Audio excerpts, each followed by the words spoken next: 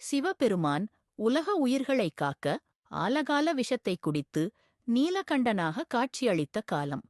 தேவர்களுக்கு நந்தியின் இரு கொம்புகளுக்கு இடையே காட்சி தந்த காலமே பிரதோஷம் காலம். மாலை 4:30 முதல் 6 மணி வரையிலான காலம். இந்த காலத்தில் நந்தியையும் சிவனையும் வில்வம் அருகம்புல் தளங்களால் மாலை சாத்தி பூஜை செய்து வழிபட வேண்டும். இப்படி வழிபட அனைத்து விதமான பாவங்கள், தோஷம் நீங்கும். ஒரு கிழமையிலும் வரும் பிரதோஷம் தனிச்சிறப்பு, தனி பலன் உண்டு. ஞாயிறு பிரதோஷம் சுபமங்களத்தை தரும். திங்கள் சோம பிரதோஷம் நல் எண்ணம், நல் அருள் தரும். செவ்வாய் பிரதோஷம் பஞ்சம், வாழ்க வளமுடன், பட்டினி அகலும். புதன் பிரதோஷம் நல்ல புத்திரபாக்கியம் தரும். வியாழன் பிரதோஷம் திருமணத் தடை விலகி மாங்கல்ய பலன் கிட்டும்.